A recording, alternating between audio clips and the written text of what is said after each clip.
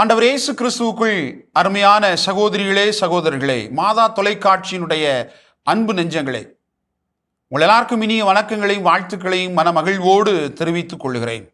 ஆண்டவர் இயேசு பலரை தொட்டு சுகப்படுத்தினார், பலரை தொடச் செய்து சுகப்படுத்தினார்.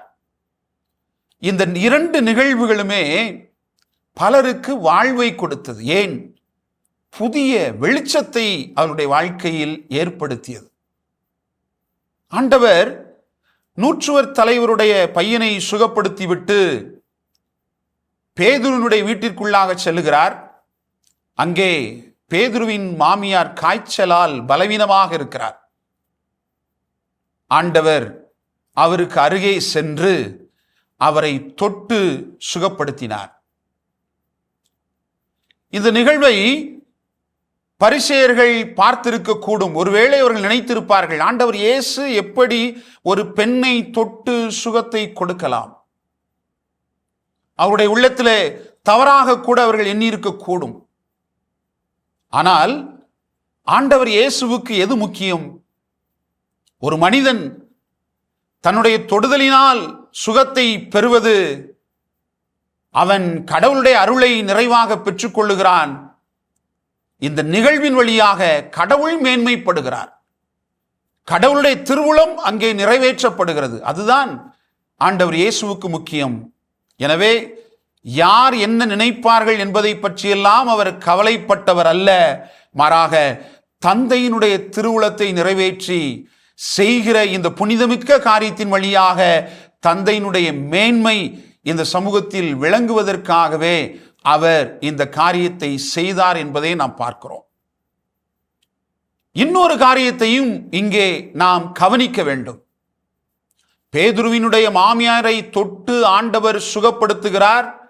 அவர் சுகமான உடனேயே அவர் எழுந்து ஆண்டவருக்கு பணிவிடை செய்வதை பார்க்கிறோம். இதுதான் ரொம்ப முக்கியம். ஆண்டவருக்கு அவர் பணிவிடை செய்தார்.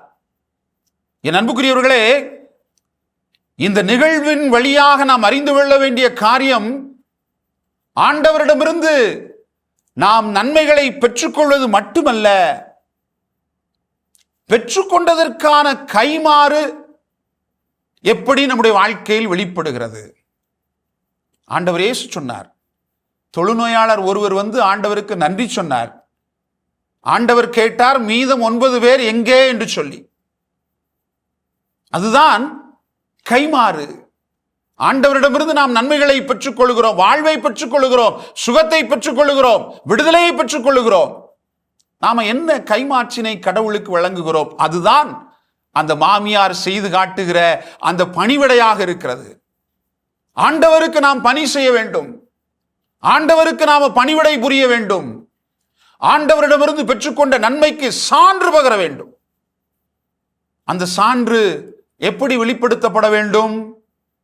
நாம் எந்த நன்மைகளை பெற்றுக்கொண்டோமோ அதே நன்மைத்தனத்தை பிறரும், நாம் சந்திக்கிற நம் சகோதர சகோதரிகளும் நம் வழியாக பெற்றுக்கொள்வார்கள் என்று சொன்னால், நாம் அவர்களுக்கு அந்த நன்மையை செய்வோம் என்று சொன்னால், நம்முடைய வாழ்வு அந்த நன்மைத்தனத்தினுடைய அடையாளமாக இருக்கும் என்று சொன்ல், அதை கடவுளிடமிருந்து பெற்றுக்கொண்ட நன்மைக்கு நாம் கைமாறு செய்கிறோம் என்று அர்த்தமாக அது மாறி போய்விடுகிறது. இது கடவுள் எதிர்பார்த்து கொண்டிருக்கக்கூடிய ஒரு வாழ்வியல் வெளிப்பாடாக நம்முடைய வாழ்க்கையில் அது வெளிப்பட வேண்டும்.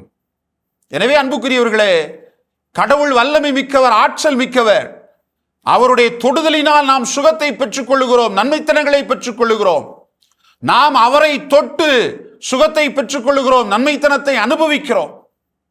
பெற்றுக்கொண்ட நன்மைத்தனத்திற்கு கைமாறாக நாம் ஆண்டவருக்கு பணி செய்ய வேண்டும், ஆண்டவருக்கு பணிவிடை புரிய வேண்டும். கடவுளின் மக்களும் அதே நன்மைத்தனத்தை பெற்றுக்கொள்வதற்கு நான் கருவியாக இருக்க வேண்டும். இதுதான் இந்த நாளில் நம்முடைய உள்ளத்திலே பெற்றுக்கொள்ள வேண்டிய நம்பிக்கையினுடைய செய்தியாக இருக்கிறது. இதை நிறைவேற்ற ஆண்டவருடைய அருளை வேண்டுவோம். இயேசுவுக்கே புகழ், இயேசுவுக்கே நன்றி. மரியே வாழ்க.